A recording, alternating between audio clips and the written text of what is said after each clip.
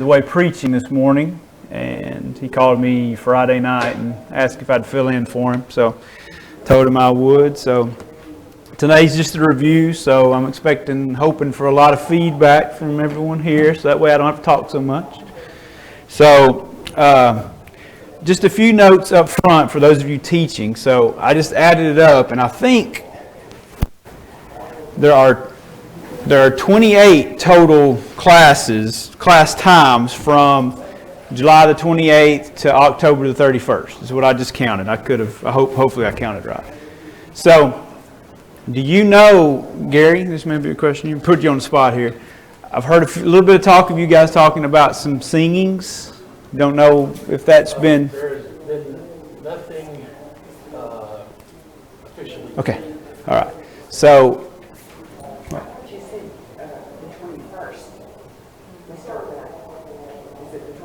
Oh, yeah, it was the 21st. Yeah, I think I misspoke. Yeah, it's 21st. I got my 28 and 21 mixed up there. So, yeah, the 21st to the 31st. Yeah. So, we'll get back with 2 weeks. I'll speak to the other elders. And okay, so I'm just trying to help you guys kind of plan out how many classes you're going to have. Didn't you say Tracy had told you to plan on 23? Plan on 23? I mean, even to me, if we have singings, it'd probably only be 3. So I'd plan on 24 and maybe have a little flexibility to, maybe you might have to add one last minute with a review or maybe take one away. And I know that's kind of hard to plan. That's right. Yeah, so that might take one of them away. So yeah, I think 23. Sunday through Thursday. So that Sunday we probably wouldn't have a class, would we? Or would we? And Wednesday, that's right, yeah. So that'd take away at least one of them. So I think if you plan on 23 and it'd be flexible to add one or so, or maybe take one away last minute, that would probably be good. Probably just Wednesday. Probably just Wednesday. We'll probably have Sunday class. Okay. All right. So I just wanted to kind of get that so you guys could prepare a little bit on that. So, and hopefully, the plan today is just to go over a quick overview of kind of what hit the lessons and the teaching points that kind of Jeff had in his slides, and go over all that real quick. Let you guys come, if you have anything else, feel free to jump in by all means.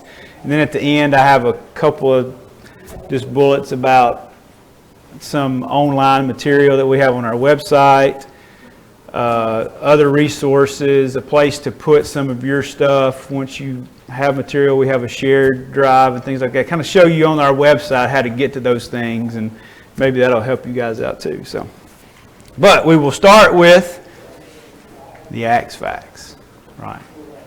And thankfully, I can look up here today. So what's the first chapter? Ascension and appointment. Okay. Number 2. All right. 3. Layman and lesson. All right. See, that's where I'm good up to then. From here on, it's always a struggle. What's number 4? Restraint, release, request. Right. Okay. What's that talking about?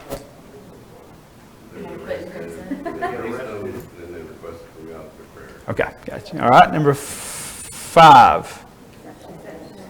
And that's talking about? Okay. Number 6. Okay. Number 7. 8. Samaritan salvation. 9. All right. 10. Cornelius converted. All right. 11. What? I heard somebody. Report and relief. All right. This one he's actually going back and reported them. All right. And all that. Okay. All right. So, quick overview, quick summary. Like I say, I'm just going to go through these teaching points. So in my mind, especially everybody teaching the younger kids, I think you need to, you can tell me if I'm wrong, especially for the real young ones, you're probably going to have to focus on 1, maybe 2 things that you want them to get out of this. So I was thinking is going through here, and these teaching points are probably some good things. Some of them may be a little bit over the heads of the smaller ones. So as you're talking about or thinking about Acts 9, 1 through 23, and of course that's talking about Saul's conversion on the road and on all the things that go on there, what comes to your mind as this is the point that I need to drive home to the kids? The gospel's for all, okay. What else we got? Come on.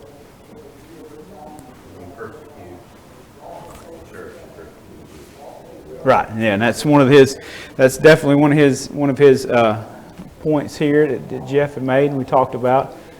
Jesus can use the most unlikely of characters to fulfill his purpose. Right, I think that's a good one. That shows that.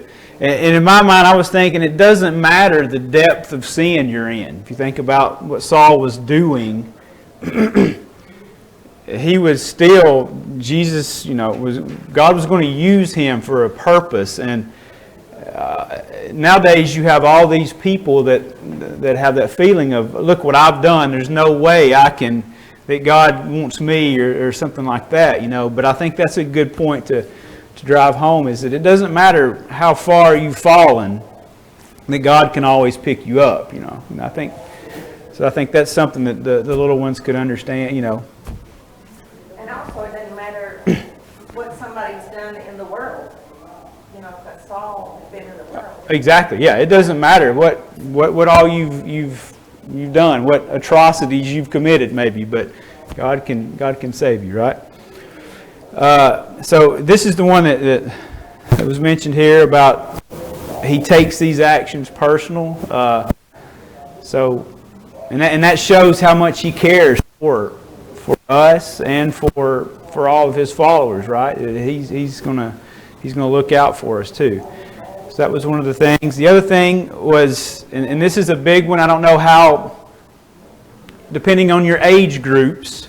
If you have the real little ones, they're probably not going to understand this. But as they get older, especially in the junior high age group and things like that, when they start hearing of other people around them that are talking about how they've been saved and things like that, this is a good point to emphasize here, is that God has a way to salvation. And Saul on that road, all these miraculous things happened to him. And if anyone was, the second bullet point, if anyone would have been saved in such a way, miraculously like that, Saul would have been this person. But he still had things he had to do. So I think that's another point to really hammer home, is that we have to follow God's plan to obtain salvation. All right, and then moving on, anything else on that one little section there? Sometimes God's going to expect us to do things that are very difficult. Right. We may resist, and we have to relent to God. Yeah, that's a great point too, because that was as I was rereading over that, you could tell he was really questioning that, and he almost, if you read it in some ways, you think he kind of questioned God a little bit there, but still, when God gave him another little push and says, "No, you go do it," he didn't hesitate at that point. So. You may want to repeat what his. Oh yeah.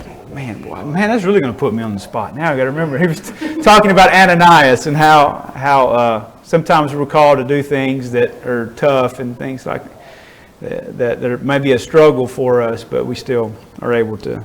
We still must go through with those, because that's what God wanted us to do. All right, now the next section, I think it was lesson 16, covered chapter 9, 23 through 43, and that was where. Saul he's been converted now. He's planning to go back. He went to a couple of different places, but ended back up at Jerusalem.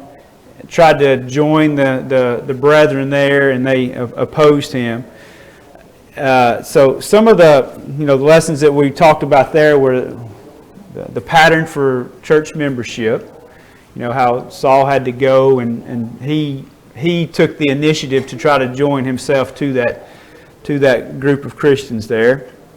I don't know with the young ones, that's probably not going to be a great or an easy thing for them to understand at this point. But especially a little bit older, you probably need to start sowing that seed of, hey, this is how things are done. God has a pattern. You can definitely understand that. So one of the other things was, I think the the big things in this section are Barnabas. I think he is a key that all ages can understand, is the character of Barnabas and how he was willing to look beyond some of the things that Saul had done in the past and to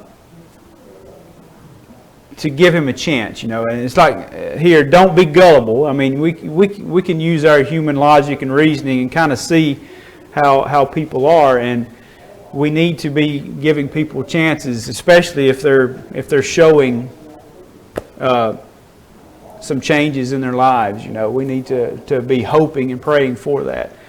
And I think Barnabas is a great character here that all the age groups can understand and try to imitate. And the last thing that we talked about really in this section, as far as applications go, was Dorcas and her reputation, and you know, how, like the thought question there, how do you want others to mourn your passing? How do you want people to remember you? And I think stressing that to the young ones about what you do every day creates your reputation. You know, you have a choice in that. You have to, you know, you're creating your own path there and what other people think of you, and that will stick with you also, whether good or rather bad. And the other thing that we always talk about with the reputation is it takes a whole lifetime to build it up, build up a good reputation, but it only takes one or two things to just totally crush it, right? So, I also think, you know, in this day and age, you know, with maybe some of the younger kids, what did Dorcas do to build that reputation? She wasn't preaching. She wasn't, you know, she was teaching privately. She wasn't, you know, that whole idea of what the man's role in the church is and what the woman's role in the church is. Yeah, she was in her God-given role and excelling in that, and not trying to take on more than what God is wanting that role to be. Yeah, that's a great point. Anything else in that section of? I think for like younger kids, it'd be a good opportunity to say, you know, Dorcas was not young based on what we've seen. Chances are she was older, but it'd be a good chance for kids to know there's things that at any age you can be doing something. You can be a encouragement. You can be active. Maybe not like she was talking about, where you're not leading out in front, you know, the services or anything. But there's something that everybody can do. Yeah, there is. That's a good point. There's always something that people can do. Following up with that, verse 36 would be good to bring out. What was she? She was full of good works and charitable deeds. Well, how old do you have to be to have good works and charitable deeds? Well, yeah. Old enough to recognize that you can do something for somebody else. Yes. That can get pretty young, so that may be a good point. Yeah, it's something you can do at all ages. What she was doing can be done at any age almost. Yeah, great points. All right, well, the next section was chapter 10, the first 23 verses of chapter 10. Of course, this is getting into Cornelius and his sending for Peter, and then, of course, Peter's vision. So I think with this section, you know, this first teaching point is a great point for all ages. You know, there are things that God requires of us, and it's more than just being a good person. So, you know, we talked a lot about what Cornelius' reputation was. He was a good person. He was a devout man, one who feared God with all his household. He gave alms generously to the people, and he prayed to God always. He was that good person, but he still had to do more. And I think that is something that definitely in this day and age needs to be hammered home with the kids, is that, well, all ages for that matter, but especially with us teaching the kids, because they're going to see everyone around, you know, everyone around us in the world is saying that's what you have to do. If you're a good person, you're going to be okay. And we just need to hammer that home, that there's more, that God expects more of us and requires more of us to obtain that salvation. Let's see here. Said about Cornelius could be said about Dorcas too. They both were generous. He says she was full of acts charity if he gave alms generously to the people. Yes, So right. in that respect, there was a lot the same, it's just only she that obeyed the law. Right, that's a good point. Yeah, you can do a parallel there. That's true. Good point. It's similar to Saul's conversion, when I've heard it said, this is a good example that after he was blinded, he went to the city and he was praying and fasting that whole time. And I've heard some people say, you could call that the sinner's prayer on steroids. But that wasn't, he couldn't be saved just by praying. Right. Then Ananias came to him and told him what he would do. And it says about Cornelius, he prayed Always, yeah. He was a good man and he prayed to God always. But Right. prayer is not what saves us. There's Right. something more. Right, and that's a good point. Yeah, you can. There's a couple of parallels. I think I was thinking of that when I read over this of Cornelius and Saul and how they had to work through these things, and they did some things that most people around us would say, oh, that's all they had to do, but then God still yet required more of them, specifically being baptized and that. So yeah, those are great points and just the more ways I think that we can hammer that home to the young people and get that kind of, instilled in their minds to look for these things that God tells us to do and requires of us. So I think that's great. The other thing that we talked about in this section was the law of Moses is no longer in force. This is going back to Peter's vision and the doing away with the unclean and everything's going to be accepted now. Don't call what I've created common or unclean. What God has cleansed, you must not call common. So, I think, that was one point there that we're transitioning. We've transitioned from this old law, the way God was doing things, and now we're transitioning to this new covenant where everyone is accepted. So this is another good illustration to show. There's other places that we have, he has listed here in the second bullet where that is discussed. But here's another place where we can emphasize that to the kids.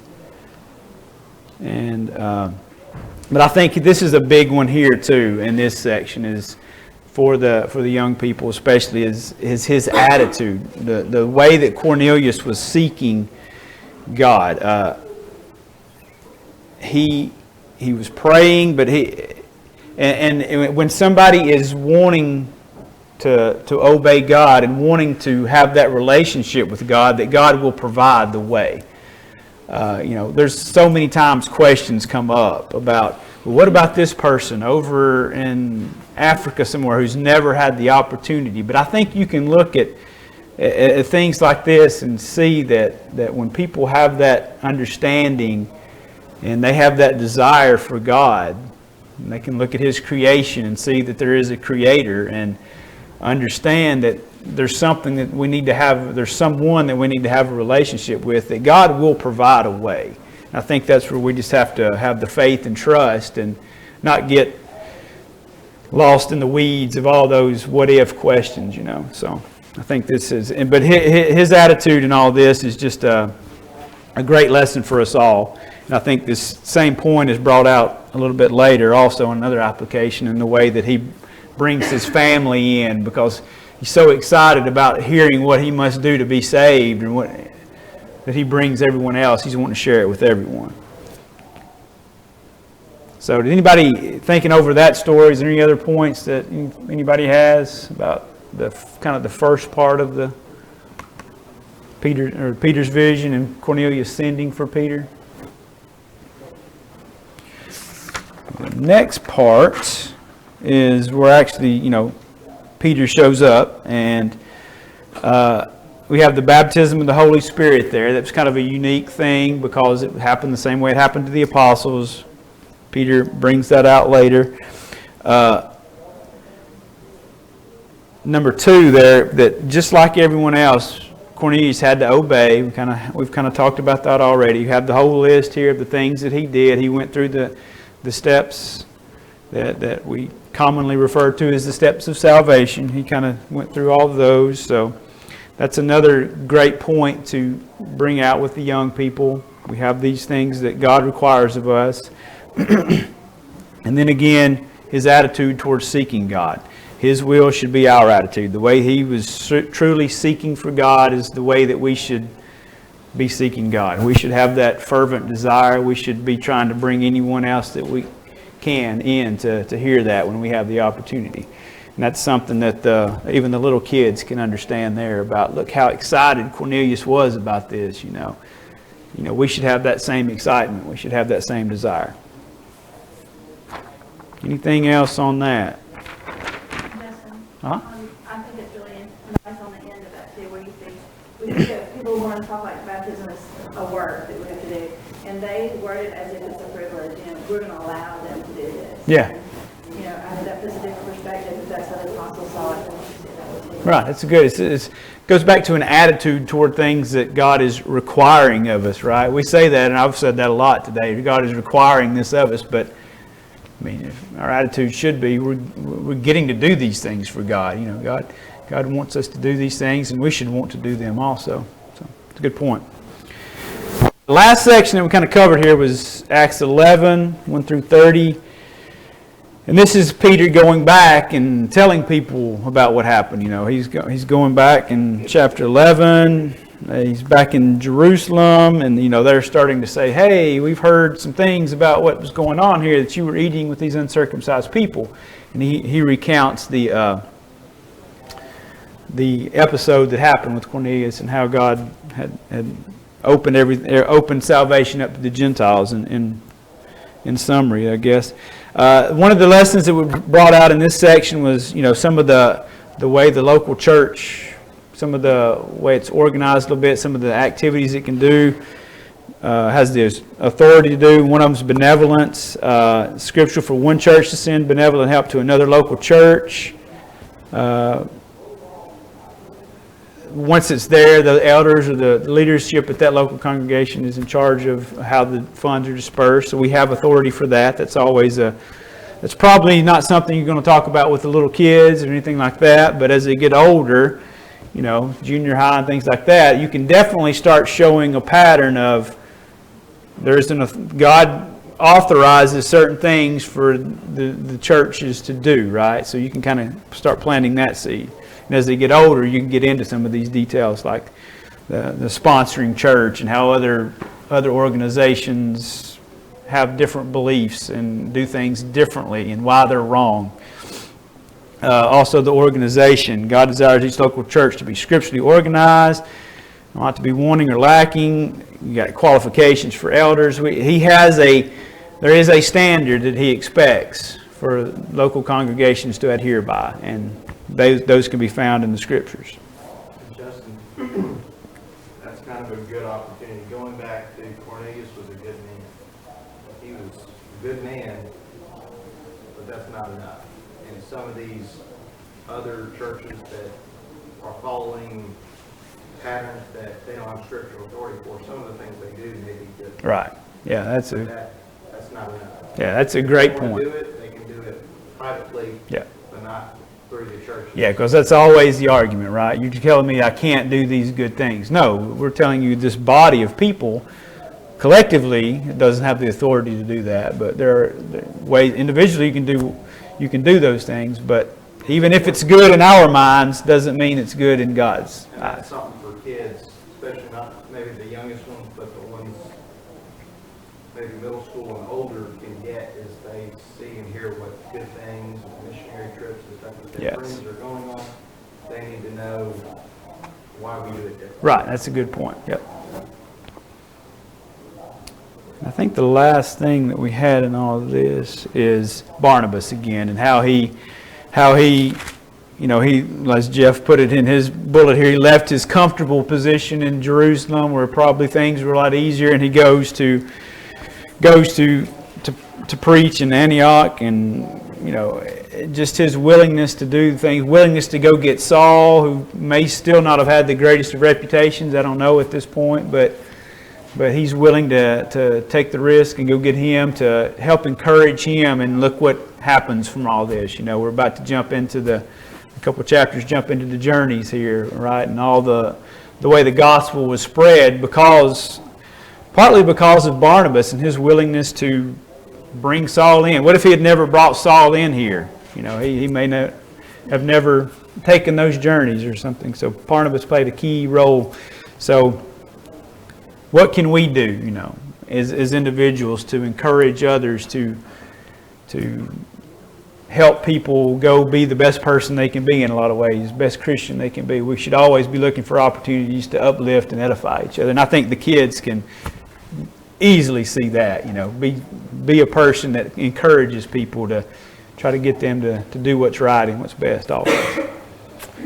Anything else on that section or any of them at this point? I think that's our last. One thing, this is very simple, but I just, when I've been reading through Acts, it kind of dawned on me something that I'd never thought of before, and it's so simple that even the little kids could get. But I don't know if I've ever heard anybody say the why, and why Christians were first, for the disciples were first called Christians at Antioch. We all know that verse, and it's a common verse. But you know, all this that had just happened with Cornelius led up to this point, because before all this, they were probably still considering themselves Jews. They were all Jews. You know, they were just now under the subdivision of we are Jews that follow Christ. Yeah. You know, we are of the way. But now it's kind of like we're not Jews anymore. We're taking that away because that excludes all these other people that, you know, so now we're all just Christians. Right. I never really put that together in my mind until. Yeah, I can see you changing the label a little bit so you're not, yeah. They're not excluding others anymore. It's Right. Okay, we don't want to be known as Jews anymore. We follow Christ, we're Christians. Yeah, I think it makes sense. So, for the older kids, it might be an opportunity to bring up the topic of inference, going back to Peter's vision. Mm-hmm. Yeah. Because, I mean, what was he shown? He was shown a bunch of animals. Well, what conclusion did he come to? Because of other things that happened.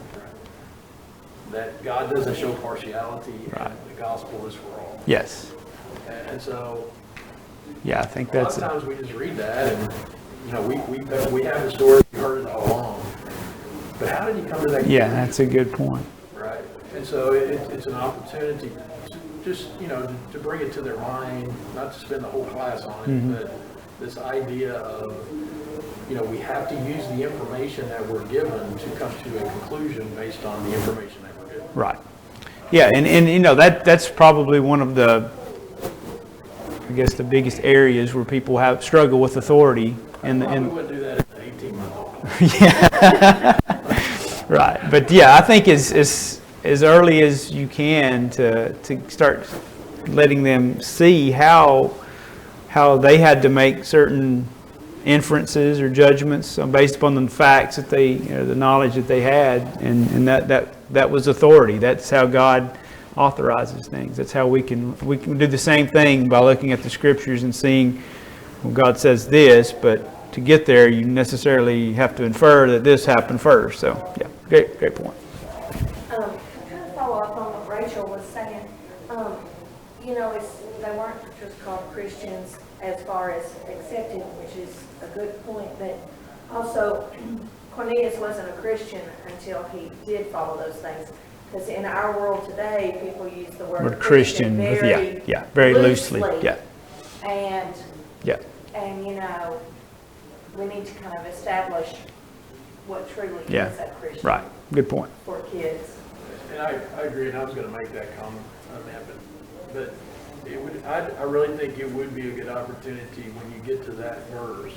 What does it mean to be a Christian? Yeah, just spend time on that. Yeah. We are followers of Christ, and that if we are followers of Christ, we're Christians.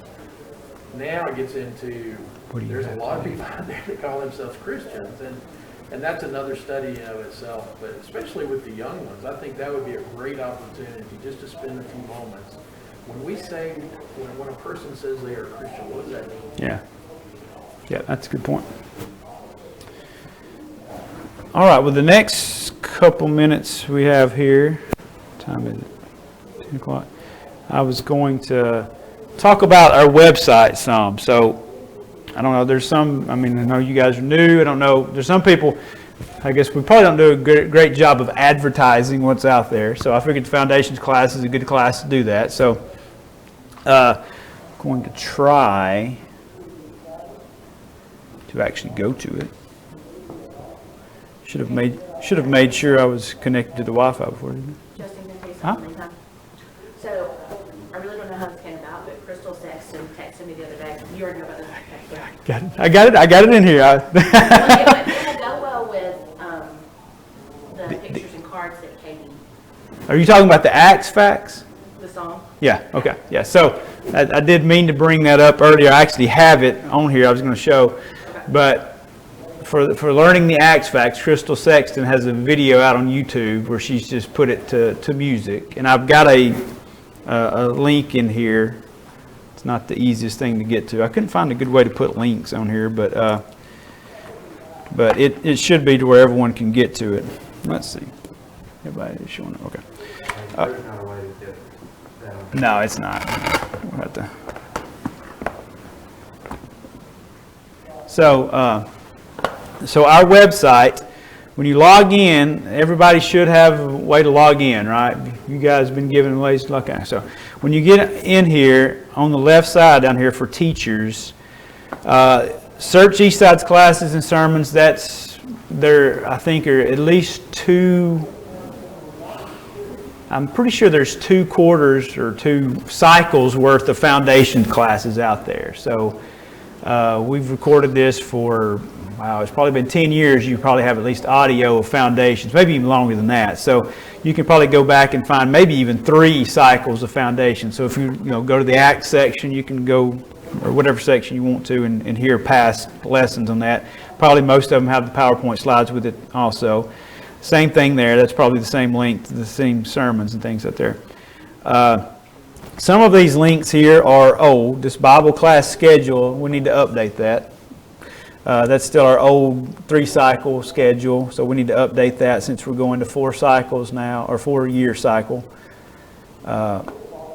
Memory work, I was looking at this, and we don't have memory work necessarily for Acts yet. So that's something that all of you, as you get with your partner and everything like that, in a lot of ways, it's probably good to have some commonality there. I know the younger ones probably, they're not going to have as much as the older ones, but probably good to learn the same verses, especially for the families that have kids in different age groups. At least they're working on the same type of verses. So as you come up with that, please share with the other teachers, and when we do that, we can get it updated here on the website.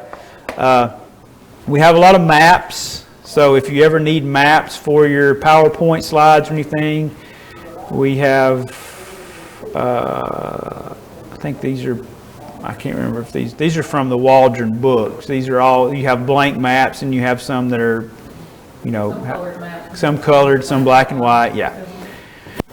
Here's the one I really wanted to, down here, the teacher's shared material is where I was talking about. It's just a Google Drive that everyone should have access to.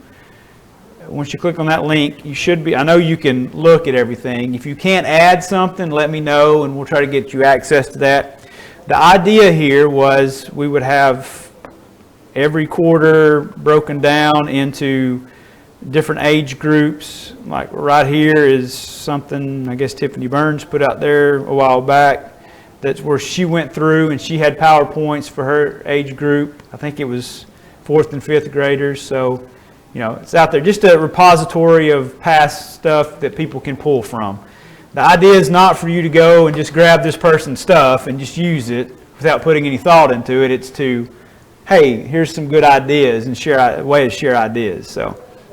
But in this, I had this other document here where I've just added links, or different people have added links over time. And that's where I put the Acts Facts song today. So you can click on that link and it'll carry you to the YouTube page where anytime you come up with other songs, anything like that, feel free to add them here.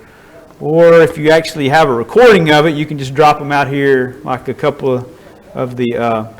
There's an MP3 there of Suzanne singing some of the songs. Basically just a way to, especially as we get younger people teaching or new people teaching that may not know these songs and know all the different things, the hand motions on some of them, we have the recording for the 17 Bible period hand motions. It's just a way to get them, they can practice them before going in the classroom, okay? So feel free to put your stuff out here, share with others. And here is the creation to Revelation. I'm sure most of you have seen that. It's a couple down in Florida kind of started doing mainly artwork and things like that. So the login should be there. Teacher and password is Acts 2:38. So when you log in here,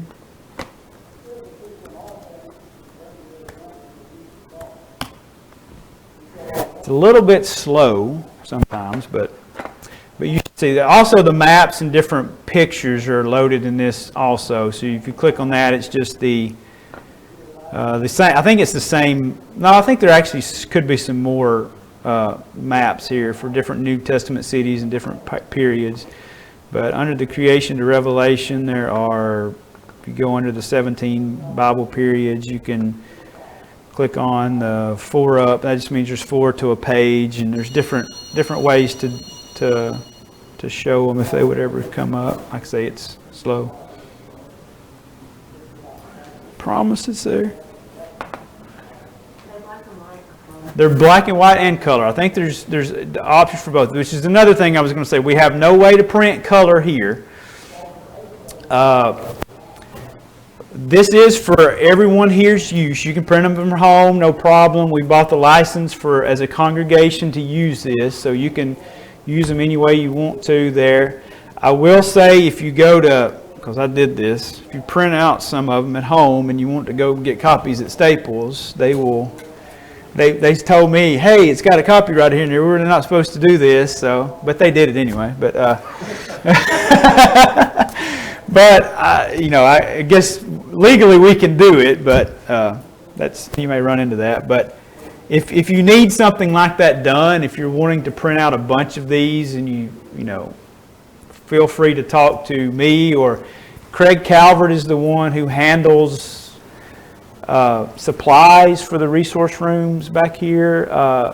If you need to buy something at Staples, I think he handles that quite a bit. I think he's got the card. Greg may have a card too, a Staples card. So if you need stuff like that, we're not expecting you to, pay for it out of your own pocket. If you don't, if you need something, just let us know and we'll help you get that. Okay. I mean, you can, and then just bring the receipt. Yeah, that'll work too.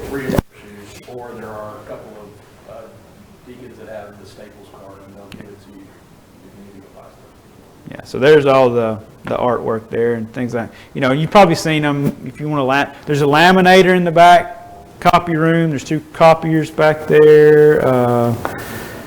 What else am I missing? Anything else you think of? The workroom here's got all the Abeka pictures in it. Yep. It's got a bunch of the maps in there, the one on your bulletin board. It's got divided in bins. They're not all sorted more recently, but divided in bins. It's got for the different periods of Bible history where there may be other material people have made and put in there. Yeah. Like touch and feel it. Right. Yeah, that's a good point. Yeah. And I think there's TVs in most classrooms. If you don't have one and you want one, let us know. We'll try to get that. There's usually a computer stick, small computer in each classroom. If you don't have one, let us know. We'll try to get you something. Do you have laid out who's using which classroom? We can, bulletin board. Yeah, I've got that. So yeah, just talk to me, or I'll get that sent out in an email at some point too. So, well, I appreciate it.